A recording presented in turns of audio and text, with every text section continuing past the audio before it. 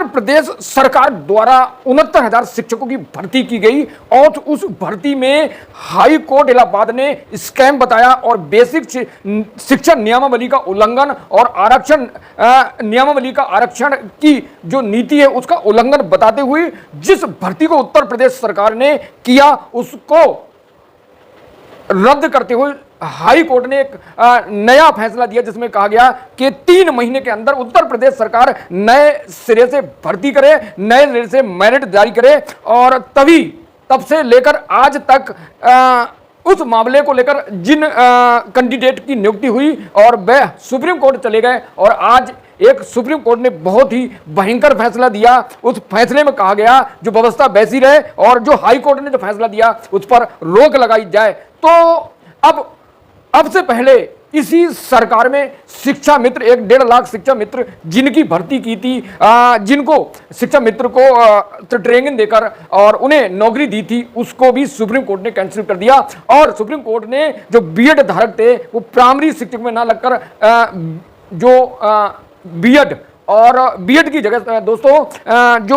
BTC और DEd के जो कैंडिडेट हैं वो लगेंगे। तो उन जिन लोगों में 69,000 शिक्षकों की भर्ती के लिए जिन्हें आवेदन किया उनको उम्मीद थी कि उत्तर प्रदेश सरकार को इलाहाबाद हाई कोर्ट ने जो फैसला दिया है उनका भला होगा और सरकार लिस्ट बनाएगी। और योगी ने कहा कि किसी भी सीएम योगी आदित्यनाथ ने कहा, उत्तर प्रदेश सरकार के प्रतिनिधि ने कहा कि किसी कीमत पर जिन लोगों के साथ अन्याय हुआ है उनके साथ अन्याय नहीं होने दिया जाएगा। नई लिस्ट बनेगी और नई लिस्ट बनकर उनको रोजगार, उनको मेरिट के आधार पर नियुक्ति दिया जाएगा, क्योंकि हाई कोर्ट के फैसले में यह साफ हो गया कि जो भर्ती हुई 69,000 शिक्षकों की आरक्षण नियमावली और बेसिक शिक्षा नियमावली को ताक पर रखकर और स्कैम किया गया, जिसमें तकरीबन काफी जो लोग थे, जो अभ्यर्थी थे, उनको इस मेरिट लिस्ट से बाहर हो जाते और जिन लोगों की फर्जी तरीके से नियुक्ति हुई है और वह सुप्रीम कोर्ट चले गए और सुप्रीम कोर्ट ने हाई कोर्ट के फैसले पर रोक लगा दी। तो अब जिन SC ST OBC के उम्मीदवार थे उनको जो थोड़े टाइम को खुशी मिली थी वो गुम हो गई है और सरकार ने उन जो कैंडिडेट थे उनके भविष्य को लेकर ध्यान नहीं दिया। पहले उनके साथ स्कैम हो जाता है, उनकी नियमावली बिना नियमावली के सरकार जो अधिकारी होते हैं, जो विभाग होता है, वो जो उनके पर्सनल लोग होते हैं, उनकी मर्जी के लोग होते हैं, उनकी नियुक्ति दी जाती है। अब दूसरी बार सुप्रीम कोर्ट, क्योंकि बार बार ये पूछा जा रहा है कि सरकार कहीं सुप्रीम कोर्ट तो नहीं चली जाएगी, लेकिन जिन अभ्यर्थी, जिन कैंडिडेट को नियुक्ति दी गई सहायक अध्यापक की, वो सुप्रीम कोर्ट पहुंच गया, सुप्रीम कोर्ट ने रोक लगा दी। तो दोस्तों, जिस न्यायालय पर भरोसा होता है, जिस न्यायालय पर भरोसा है कि आदमी को कहीं भी न्याय नहीं मिलेगा, वहां न्याय मिल जाएगा, और वही उन लोगों के लात मारती है ऐसे कि उनका जो रोजगार जो सरकार देती है वो छीन लेती है। अब इस फैसले से आगे क्या होगा देखते हैं। जिन नियमावली को उत्तर प्रदेश सरकार ने, आरक्षण नियमावली और बेसिक नियमावली को ताक पर रखा, तो अब ये लड़ाई कोर्ट चली गई है और सुप्रीम कोर्ट में अब जिन कैंडिडेट की नियुक्ति हुई है और जिनकी नहीं हुई है, जिनके साथ धोखाधड़ी हुई है, स्कैम हुआ है, अब वो कोर्ट जाने के अलावा उनके पास कोई रास्ता नहीं है। तो पूरा मामला आपको बताते हैं। तो जिस फैसले को हाई कोर्ट इलाहाबाद ने लखनऊ की खंडपीठ ने दिया था, उस पर 69,000 शिक्षकों की जो नई लिस्ट बनाने को और पुरानी लिस्ट रद्द करके 3 महीने के अंदर लिस्ट बनाने को कहा था, लेकिन सरकार ने जानबूझकर ढील दी और जिसके कारण लिस्ट ना बन सकी और मामला कोर्ट फिर चला गया दोस्तों। और इस मामले को लेकर पूर्व सीएम समाजवादी प्रमुख अखिलेश यादव ने ट्वीट कर क्या लिखा है उसकी बात। दरअसल अखिलेश यादव ने ट्वीट पर लिखा है कि भाजपा सरकार नौकरी देने वाली नहीं है और 69,000 शिक्षक भर्ती मामले में यूपी की सरकार दोहरा खेल न खेले। इस दोहरे सियासत से दोनों पक्ष के अभ्यर्थियों को ठगने, सामाजिक, आर्थिक और मानसिक रूप से ठेस पहुंचाने का काम भाजपा सरकार ना करे। यूपी की भाजपा सरकार की भ्रष्ट प्रक्रिया का परिणाम अभ्यर्थी क्यों भुगतें? जो काम 3 दिन में हो सकता था दोस्तों, उसके लिए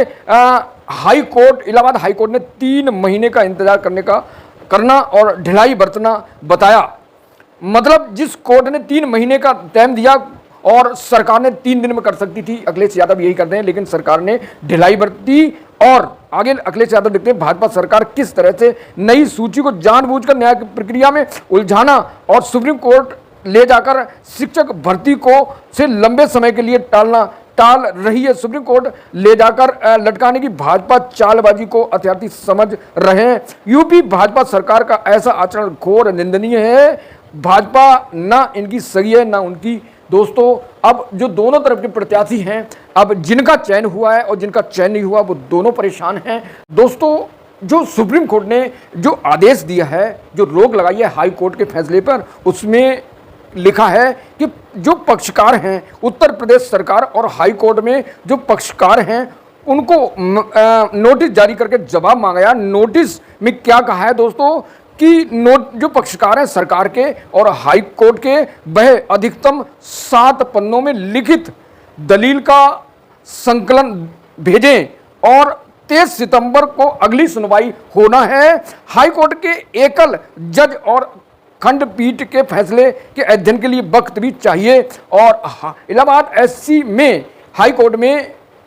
अपने फैसले में जून 2020 दोस्तों और जनवरी 2022 के सिलेक्शन जो शिक्षकों का हुआ था उसको रद्द करते हुए यूपी सरकार को आदेश दिया कि 2019 में जो सहायक अध्यापक भर्ती हुई है उनको जो 59,000 उनकी नई सिलेक्शन लिस्ट 3 महीने में बनाए। जिस लिस्ट को अखिलेश यादव ने कहा कि 3 दिन में यूपी सरकार बना सकती थी, वह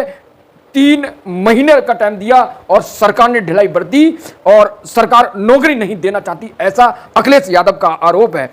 हाई कोर्ट ने भी यह भी कहा कि अगर कोई आरक्षण वर्ग का कैंडिडेट जनरल कैटेगरी के बराबर मेरिट हासिल करता है तो उसका सिलेक्शन जनरल कैटेगरी में होना चाहिए। और हाई कोर्ट के इस आदेश के बाद यूपी में बड़ी संख्या में नौकरी कर रहे शिक्षकों को पर नौकरी की खतरे की तलवार लटक गई थी। दोस्तों, अब यही डर सता रहा जिन लोगों का चयन हुआ, अब उसमें जो धांधली हुई, जो स्कैम हुआ था, और इसी पर हाई कोर्ट का जो बुलडोजर चला, हाई कोर्ट का चाबुक चला और जिस हथौड़े के कारण अब जो लोगों को नौकरी मिल चुकी थी वो हाई कोर्ट में और सरकार की ढिलाई के कारण अब अगली सुनवाई में फैसला होना है। जो सुप्रीम कोर्ट मामला चला गया है तो अगली सुनवाई जो है 23 सितंबर को होना है। अब 23 सितंबर तक जो जवाब मांगा है जो पक्षकार हैं हाई कोर्ट के और सरकार के, उनको जो जवाब मांगा है दोस्तों 7 पन्नों में अपना हलफनामा दायर करने को कहा है। अब देखते हैं कि अब जिन लोगों की नियुक्ति नहीं हुई है उनके पक्ष में 23 सितंबर को सुप्रीम कोर्ट क्या फैसला देती। मामला आपको पता ही है क्या मामला था। 69,000 शिक्षक पदों की भर्ती के लिए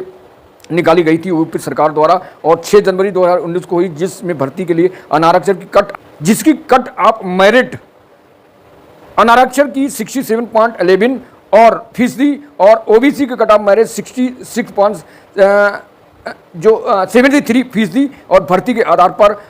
68,000 लोगों को नौकरी मिली, 68,000। लेकिन ये मामला 69,000 भर्ती आरक्षण नियमों की अनदेखी, बेसिक शिक्षा जो नियमावली थी उनकी जो बेसिक शिक्षा नियमावली 1981 का पालन नहीं किया गया और इसमें 69,000 भर्ती की गई जो शिक्षकों की, उसमें सड़क पर उतरे, बड़ा तगड़ा प्रोटेस्ट किया गया और